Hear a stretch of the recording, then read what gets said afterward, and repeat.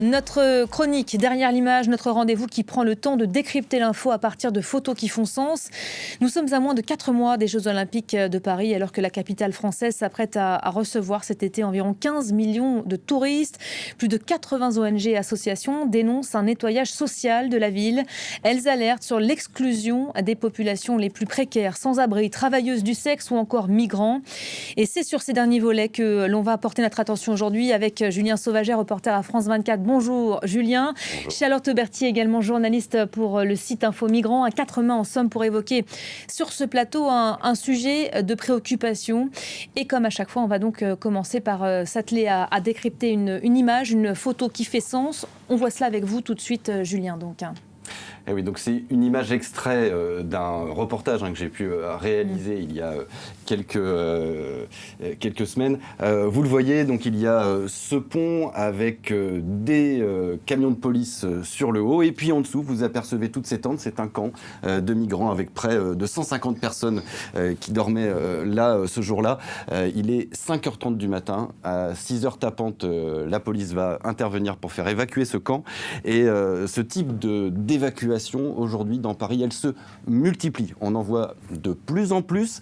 Et si l'on fait une petite corrélation, ce que je vous propose de faire avec une carte, si l'on voit une carte de Paris, si vous regardez ici, vous allez voir apparaître les différents points. Voilà, ce sont les sites des Jeux Olympiques. Vous le voyez, il y en a un petit peu partout, au centre de Paris, mais aussi en Seine-Saint-Denis.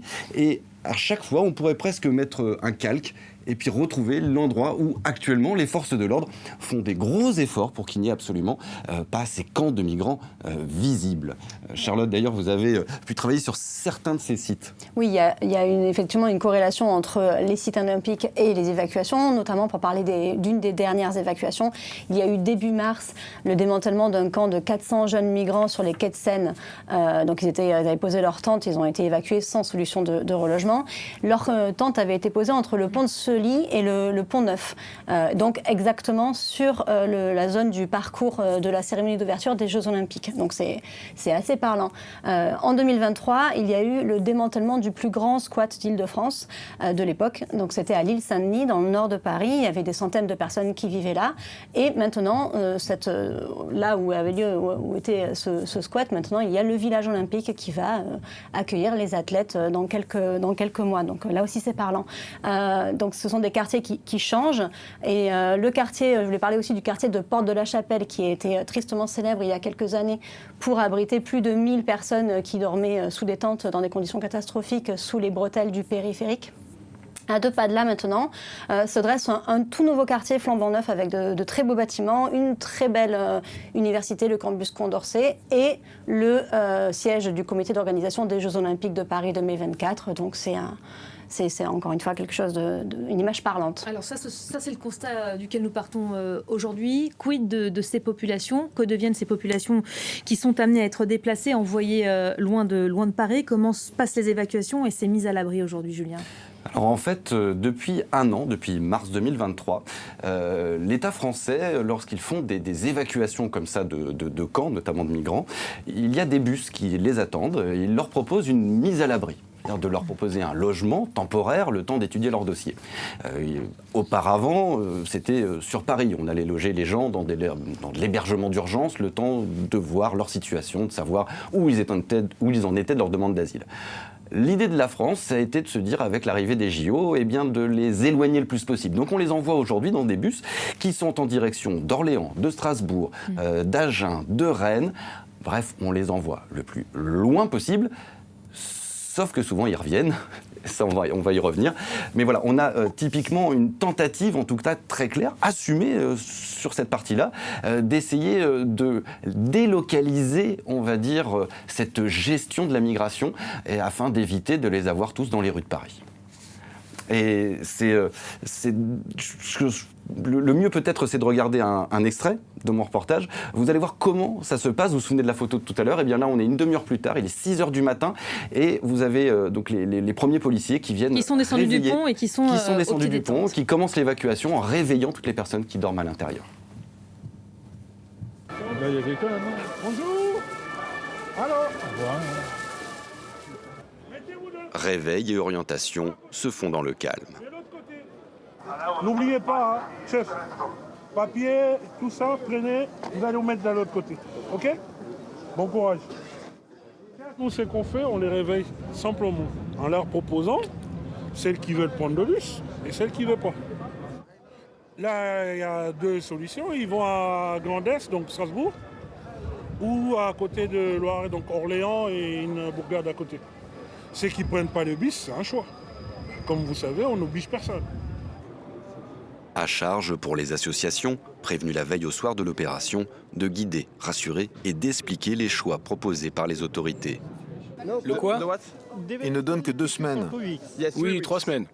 Et ensuite, Ça dépend. Vous avez une carte de LOFI ou pas de carte de LOFI? oui, j'ai le statut de réfugié en fait. Le statut de réfugié? Ok, alors tentez votre chance, ok? Vous devez essayer. Après 3 semaines, vous verrez s'ils vous proposent quelque chose, ok? Mais ils m'ont pas proposé de domicile. Et ils m'ont jeté dehors et je veux pas revivre ça. Ouais, c'est une possibilité. Voilà, cette séquence soulève évidemment beaucoup de questions. Le migrant qui parle hésite à monter dans le bus. Certains montent, certains pas. Comment ça se passe exactement? Alors, c'est en effet au bon vouloir. Il n'y a pas d'obligation de monter dans ces bus, en tout cas pour l'instant. Par contre, en fait, une fois qu'ils sont... si certains acceptent, ce sont plutôt les primo-arrivants, ce sont ceux qui ont le plus de chances d'être pris en charge le temps de vérifier leur demande d'asile. Par contre, pour tous ceux qui sont déjà dans des processus, certains au début sont montés, et puis au bout de 3 semaines, ils ont été mis dehors, voyant que leur statut ne leur permettait pas d'être hébergés, et ils revenaient. Et beaucoup que j'ai pu rencontrer sur ce camp ce matin-là ne voulaient pas revivre ça, comme cet homme qui est déjà, quelques mois auparavant, a fait ce trajet en région avant de revenir, parce que, comme il dit, au bout de 3 semaines, on l'a mis dehors, et il n'avait aucune envie de revenir non plus, d'ailleurs, sur un camp de migrants. Il voudrait avoir une vraie solution pour pouvoir s'en sortir.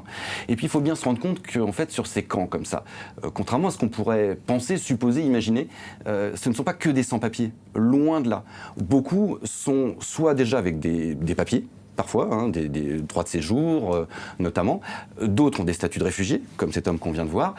Et beaucoup sont déjà dans des processus d'insertion. Ils apprennent le français dans des associations, ils ont un suivi social, juridique, bref, ils sont pris en charge.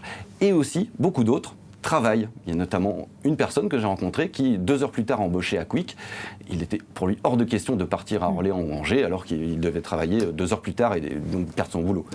Et puis, il y a d'autres raisons.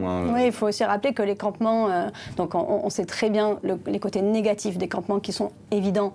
L'insécurité, l'insalubrité, le manque d'hygiène, le fait d'être complètement livré aux intempéries, le froid, la pluie, ça, c'est une évidence. Mais il y a également des avantages. Alors, je mets beaucoup de guillemets à ce mot d'avantage, mais ça vient de la part des personnes même qui y vivent, qui expliquent que quand on vit dans un camp, donc ça veut dire qu'on est fait parfois partie d'une communauté de dizaines, voire de centaines de personnes.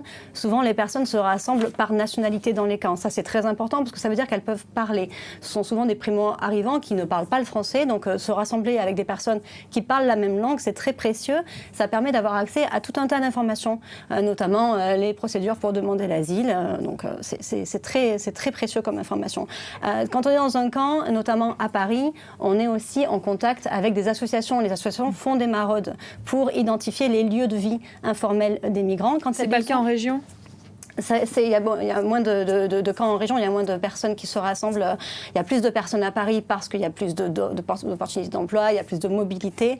Donc non, c'est moins en région. Les associations sont moins présentes aussi qu'à Paris.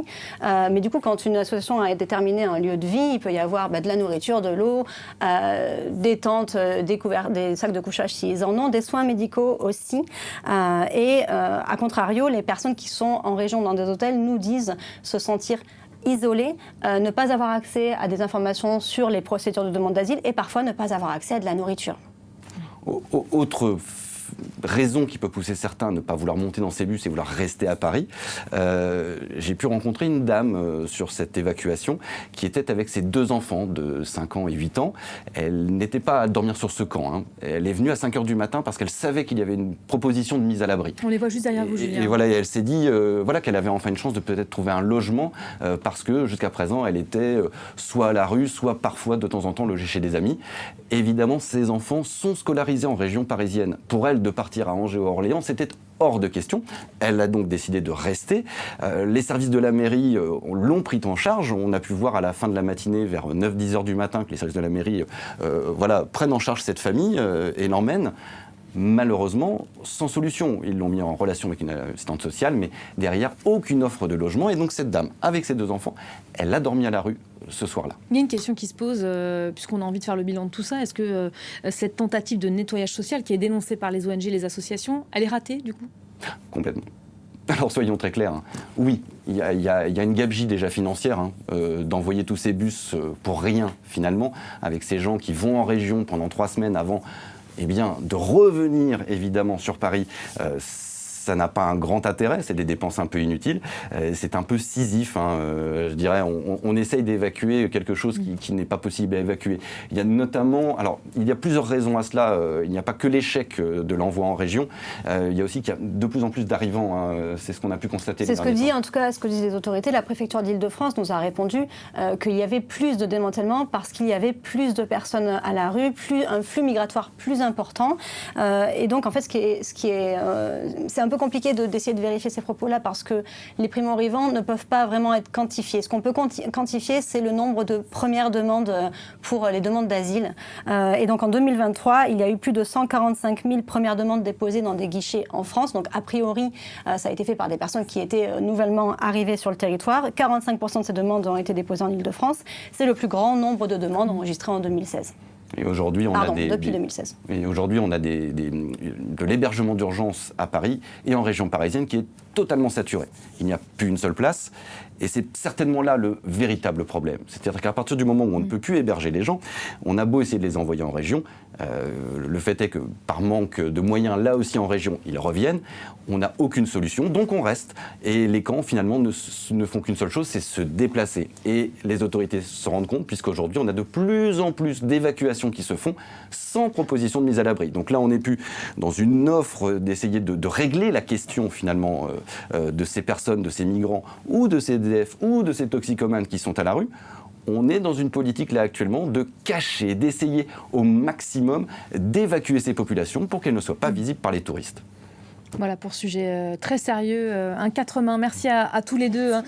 Julien, votre focus qu'on retrouvera donc la semaine prochaine, mardi, à l'occasion d'une journée fil rouge, puisque nous serons à 100 jours exactement ce sera le jour de l'allumage de la flamme de la torche olympique à Olympie, à 100 jours du coup d'envoi des JO. Donc vous pourrez découvrir ce focus dans son intégralité sur notre antenne. Et puis on renvoie évidemment au compte TikTok d'Info Migrants. Peut-être nous rappeler l'adresse. Oui, infomigrants_fr. Voilà, sur lequel le sujet a déjà été traité.